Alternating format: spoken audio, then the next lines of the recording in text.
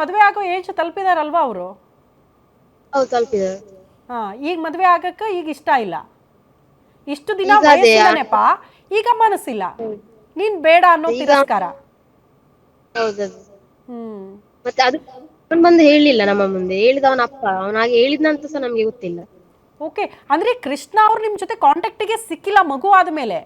ಅವ್ರ ಒಪಿನಿಯನ್ ತಿಳ್ಕೊಳ್ಳೋ ಪ್ರಯತ್ನಗಳು ಆಗ್ಲಿಲ್ಲ ಅಂದ್ರೆ ಅವ್ರನ್ನ ಸಂಪರ್ಕ ಮಾಡಕ್ ಬಿಡ್ತಾ ಇಲ್ಲ ಅವ್ರ ಮನೆಯವರು? ಇಲ್ಲ, ಅವನ ಅಪ್ಪನೇ ಬಂದು ಮಾತಾಡಿದ್ದು, ಅವನು ಬರ್ಲಿಕ್ಕೆ ಸಿಗ್ಲಿಲ್ಲ ನಮ್ಗೆ ಮಾತಾಡ್ಲಿಕ್ಕೆ ಅಂತ. ಓಕೆ, ಅಂದ್ರೆ ಪೂಜಾ ಅವ್ರೆ, ನಿಮ್ಗೆ ನಂಬಿಕೆ ಇದೆಯಾ ಕೃಷ್ಣ ಅವ್ರಿಗೆ ಇನ್ನೂ ನಿಮ್ಮ ಮೇಲೆ ಪ್ರೀತಿ ಇದೆ, ಮಗುವನ್ನ ಒಪ್ಕೊಳ್ಬಹುದು, ನೇರವಾಗಿ ಅವ್ರು ಮಾತಾಡಿದ್ರೆ ಕನ್ವಿನ್ಸ್ ಆಗಬಹುದು ಅನ್ನೋ ನಂಬಿಕೆ ಇದೆಯಾ ನಿಮಗೆ?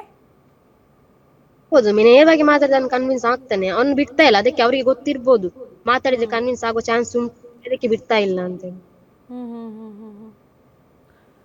ಹಿಂಗೆ ಪ್ರತಿಭಾ ಅವರೇ, ಈಗ ನೇರವಾಗಿ ಕೃಷ್ಣ ಅವ್ರನ್ನ ಸಂಪರ್ಕ ಮಾಡಕ್ ಬಿಡ್ತಾ ಇಲ್ಲ, ಮಗು ಇಟ್ಕೊಂಡು ಕೋರ್ಟ್ ಕಚೇರಿ ಅಂತ ಅಲಿತಿದ್ದಾರೆ. ತಾನೇ ಪ್ರೀತಿ ಮಾಡಿರೋ ಹುಡುಗಿ, ತನ್ನ ಸರ್ವಸ್ವವನ್ನ ಆತನಿಗೆ ಸಮರ್ಪಣೆ ಮಾಡಿದಂತ ಹುಡುಗಿ, ಇಷ್ಟೆಲ್ಲ ಓಡಾಡ್ತಾ ಇದ್ರು ಕೂಡ ಕೃಷ್ಣ ಅವ್ರಿಗೆ ಬಗ್ಗೆ ಮಾಹಿತಿ ಇಲ್ಲ ಅಂತೀರಾ? ಮೇಡಮ್, ಇದ್ರ ಬಗ್ಗೆ ನಾನು ನಿಮಗೆ ಅದು ಇನಿಷಿಯಲ್ ಸ್ಟೇಜಸ್ ಅಲ್ಲಿ ಏನಾಗಿದೆ ಅಂತ ಹೇಳಲಿಕ್ಕೆ ಇಚ್ಛಿಸ್ತೇನೆ.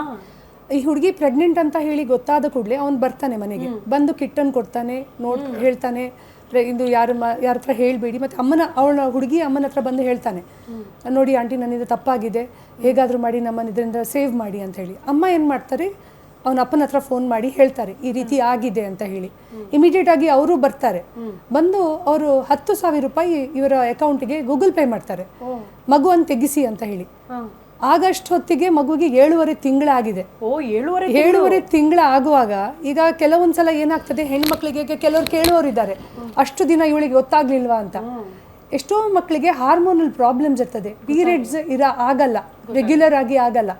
1 ತಿಂಗಳು, 3 ತಿಂಗಳು, 4 ತಿಂಗಳು, 6 ತಿಂಗಳು ಬಿಟ್ಟು, 1 ವರ್ಷ ಬಿಟ್ಟು ಆಗುವವರು ಎಷ್ಟೋ ಜನ ಇದ್ದಾರೆ. ಸೊ ಇವಳಿಗೂ ಆ ಪ್ರಾಬ್ಲಮ್ ಇತ್ತು, ಹಾಗಾಗಿ ಇವಳಿಗೆ ಇದು ಪ್ರೆಗ್ನೆನ್ಸಿ ಅಂತ ಗೊತ್ತಾಗ್ಲಿಲ್ಲ.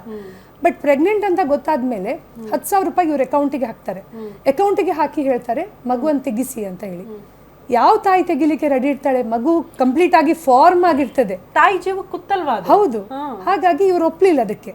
ಅದರ ನಂತರ ಏನು ಹೇಳ್ತಾರೆ, ಮಗು ತೆಗಿಸಿದಕ್ಕೆ 8 ಲಕ್ಷ ರೂಪಾಯಿ ಕೊಡ್ತೀನಿ ಅಂತ ಹೇಳ್ತಾರೆ.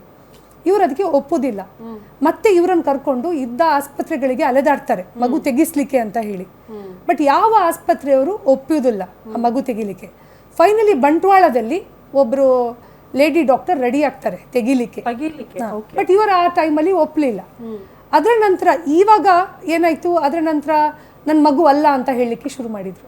ಅವಳಿಗೆ ಬೇರೆ ಹುಡುಗರೊಟ್ಟಿಗೆ ಸಂಬಂಧ ಇದೆ ಅಂತ ಹೇಳಲಿಕ್ಕೆ ಶುರು ಮಾಡಿದ್ರು. ಇದೊಂದು ಕಾಮನ್ ಟೆಂಡೆನ್ಸಿ. ನಮ್ಮನ್ನು ನಾವು ಎಸ್ಕೇಪ್ ಮಾಡ್ಲಿಕ್ಕೆ ಬೇಕಾಗಿ ನಾವು ಬೇರೆಯವ್ರ ಹೆಸರು ಬರುತ್ತೆ. ಆದ್ರೆ ಯಾರು ಹುಡುಗರ ಹತ್ರ ಇವಳಿಗೆ ಸಂಪರ್ಕ ಇದೆ ಅದನ್ನು ಇವತ್ತಿನವರೆಗೆ ಅವ್ರು ಹೇಳಿಲ್ಲ. ಹೇಳ್ಬೋದಲ್ಲ, ಇವಳು ನನ್ನ ಮಗನ ಬಿಟ್ಟು ಬೇರೆ ಇಷ್ಟೊಂದು ಹುಡುಗರೊಟ್ಟಿಗೆ ಅವಳಿಗೆ ಸಂಪರ್ಕ ಇತ್ತು ಅಂತ ಹೇಳ್ಬೋದಲ್ಲ. ಹಾಗಾಗಿ ಅವರು ಅದನ್ನು ಹೇಳಲಿಲ್ಲ, ಯಾವುದು ಬಾಯಿ ಬಿಚ್ತಾ ಇಲ್ಲ. ಒಂದಿನ ನಾನೇ ಅವ್ರಿಗೆ ಕಾಲ್ ಮಾಡಿ ಕೇಳಿದೆ, ಈ ರೀತಿ ಇದೆ, ನೀವು ಮದುವೆ ಮಾಡಿಸಿಕೊಡಿ ಅಂತ. ಇಲ್ಲ, ಅದು DNA ಟೆಸ್ಟ್ ಆದಮೇಲೆ ನಮ್ಮ ಮಗು ಅಂತ ಆದರೆ ನಾವು ಮಾಡಿಸ್ಕೊಡ್ತೀವಿ ಅಂತ ಹೇಳಿದರು ಇವನಪ್ಪ. ಅದರ ನಂತರ ಫೋನ್ ರಿಸೀವ್ ಮಾಡಲ್ಲ, ನಂಬರ್ ಚೇಂಜ್ ಮಾಡ್ಕೊಂಡಿದ್ದಾರೆ, ಯಾರ ಕಾಂಟ್ಯಾಕ್ಟಿಗೆ ಸಿಗಲ್ಲ ಅವರು. ಅದರ ನಂತರ ಇವನು ಜೈಲಿಗೆ ಹೋದ. ಮತ್ತೆ ಹೇಳಿದ್ರು ಜೈಲಲ್ಲಾದರೂ ಇರ್ತಾನಂತೆ, ಮದುವೆ ಆಗಲ್ಲ ಅಂತ. ಮತ್ತೆ ಹೇಗೋ ಅವ್ನು ಬೇಲ್ ಹಿಡ್ಕೊಂಡು ಹೊರಗೆ ಬಂದ. ನಾವು ಇನ್ನು ಬೇಲನ್ನು ಕ್ಯಾನ್ಸಲ್ ಮಾಡ್ತೇವೆ, ರಿಜೆಕ್ಟ್ ಮಾಡಿಸ್ತೀವಿ ಅಂತ ಹೇಳ್ಕೊಂಡು ನಮ್ಮ ಹತ್ರ ಒಂದು ಹೊಸ ನಾಟಕ ಸ್ಟಾರ್ಟ್ ಮಾಡಿದ್ರು. ಈ ಕೆಲವೊಬ್ರು ಮಧ್ಯಸ್ಥಿಕೆಯಲ್ಲಿ ಬಂದು ನಾವು ಕನ್ವಿನ್ಸ್ ಮಾಡ್ತೀವಿ, ನಾವು ಮಾತಾಡ್ತೀವಿ, ನಾವು ಮದುವೆ ಮಾಡಿಸಿಕೊಡ್ತೀವಿ, ನೀವು ಪ್ರತಿಭಟನೆ ಅದು ಇದು ಅಂತ ಹೇಳಿ ಮುಂದೆ ಬರಬೇಡಿ, ಯಾಕೆಂದ್ರೆ ಇದರಿಂದ ಇದು 2 ಫ್ಯಾಮಿಲಿ ಮ್ಯಾಟರು, ಅವರಿಬ್ರು ಸರಿಯಾಗೋದಾದ್ರೆ ಆಗ್ಲಿ ಅಂತ. ನಮಗೂ ಅದು ಹೌದು ಅಂತ ಅನ್ಸಿತ್ತು. ಹೌದಲ್ವಾ? ನಾವು ಸುಮ್ಮನೆ ಪ್ರತಿ ಸಲ ಹೋರಾಟ ಮಾಡೋದ್ರಲ್ಲಿ ಏನೂ ಅರ್ಥ ಇಲ್ಲ. ಇದು 2 ಫ್ಯಾಮಿಲಿ ಬಗ್ಗೆ, ಇದು 2 ಜೀವಗಳ ಬಗ್ಗೆ ಇದು ಒಂದು ಏನು ಇಶ್ಯೂ ಆಗಿದೆ. ಹಾಗಾಗಿ ನಾವು ಇದಕ್ಕೆ ಬರಲಿಲ್ಲ. 3 ತಿಂಗಳು ಆರಾಮದಲ್ಲಿ ಹೊರಗಡೆ ಕಳೆದಿದ್ದಾನೆ. ಇವತ್ತು ಮಾಡ್ತೇನೆ, ನಾಳೆ ಮಾಡ್ತೇನೆ, ಇವತ್ತು ಮಾಡ್ತೀನಿ ಅಂತ ಹೇಳಿ ನಾವು ಪೇಷನ್ಸ್ ಅಲ್ಲಿ ಕಾದು ಕೂತ್ಕೊಂಡ್ವಿ. ಬಟ್ ಪೇಷನ್ಸ್ಗೆ ಒಂದು ಲಿಮಿಟ್ ಇದೆ. ಮಗುವಿಗೆ ಈಗ 6 ತಿಂಗಳಾಗಿದೆ, ನಾಮಕರಣ ಆಗಲಿಲ್ಲ. ಮಗುವಿಗೆ ಒಂದು ಐಡೆಂಟಿಟಿ ಬೇಕಲ್ಲ, ಇವಳಿಗೆ ಒಂದು ಗಂಡ ಅಂತ ಬೇಕಲ್ಲ. 4 ಜನ ಈಗ ನೋಡಿ, ಅವ್ರ ದುಡ್ಡೆಲ್ಲ ಏನು ಬೇಡ. ಫೈನಲಿ ಮೊನ್ನೆ ಲಾಸ್ಟ್ ವೀಕಲ್ಲಿ ಒಂದು ಸಂಧಾನಕ್ಕೆ ಬಂದರು. ಅವರು ನಮ್ಮ ಹತ್ರ ಮಾತಾಡಲಿಲ್ಲ, ಬೇರೆಯವರ ಮುಖಾಂತರ ಮಾತಾಡಿದ್ದಾರೆ. ಅದರೆಲ್ಲ ರೆಕಾರ್ಡ್ಸ್ ನಮ್ಮ ಹತ್ರ ಇದೆ, ಏನು ಸಂಧಾನ ಮಾಡಿದ್ದಾರೆ ಅಂತೆ. ಫಸ್ಟ್ ಪಾಯಿಂಟ್ ಒಂದು ಏನಂದ್ರೆ, ಮಗುವನ್ನು ಸಾಂತ್ವನ ಕೇಂದ್ರಕ್ಕೆ ಕೊಡಬೇಕಂತೆ. ಫಸ್ಟ್ ಪಾಯಿಂಟ್, ಮಗುವನ್ನು ಸಾಂತ್ವನ ಕೇಂದ್ರಕ್ಕೆ ಕೊಟ್ಟ ಮೇಲೆ ಇವರ ಏನು ಕೇಸ್ ಹಾಕಿದ್ದಾರೆ ಅದನ್ನು ವಾಪಸ್ ತಗೊಳ್ಬೇಕು. ಅದು ಸಾಧ್ಯ ಇಲ್ಲ, ಅದೀಗ ಕೋರ್ಟಲ್ಲಿದೆ.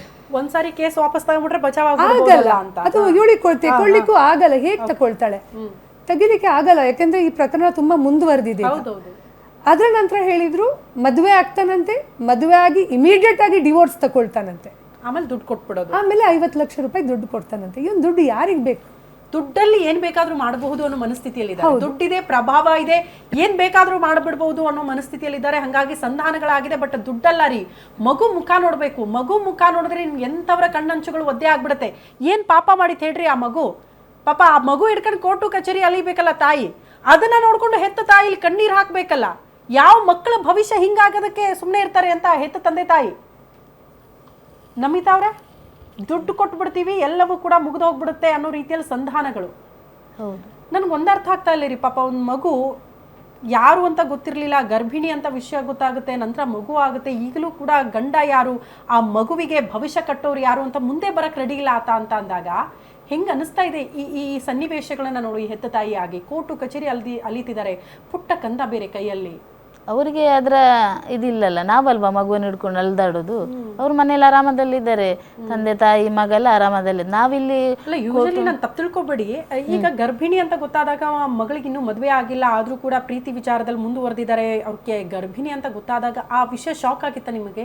ಯಾವ ತಾಯಿಗಾದ್ರೂ ಸಹಿಸ್ಲಿಕ್ಕೆ ಆಗುವಂಥದ್ದು. ನಮಗೆ ಗೊತ್ತಿರಲಿಲ್ಲ. ಮಗಳು ಫಾರೆನ್ಸಿಕ್ ಸೈನ್ಸ್ ಕಲಿತಿದ್ಲು ಮಂಗಳೂರಲ್ಲಿ. ಇವ್ರಿಗೆ ಲವ್ ಇದ್ದದೇ ನಮಗೆ 2 ಮನೆವರೆಗೂ ನಮಗೂ ಗೊತ್ತಿರಲಿಲ್ಲ. ಸ್ಟಾರ್ಟಿಂಗಲ್ಲಿ ಅವನು ಬಂದು ಇಬ್ರು ಬಂದು ಕಿಟ್ ತೋರಿಸಿದಾಗಲೇ ನಮಗೆ ಗೊತ್ತಾದದ್ದು 6 ತಿಂಗಳು ಅಂತ ಹೇಳಿದವ, ತೋರಿಸಿ 6 ತಿಂಗಳಾಯಿತು ಅಂತ.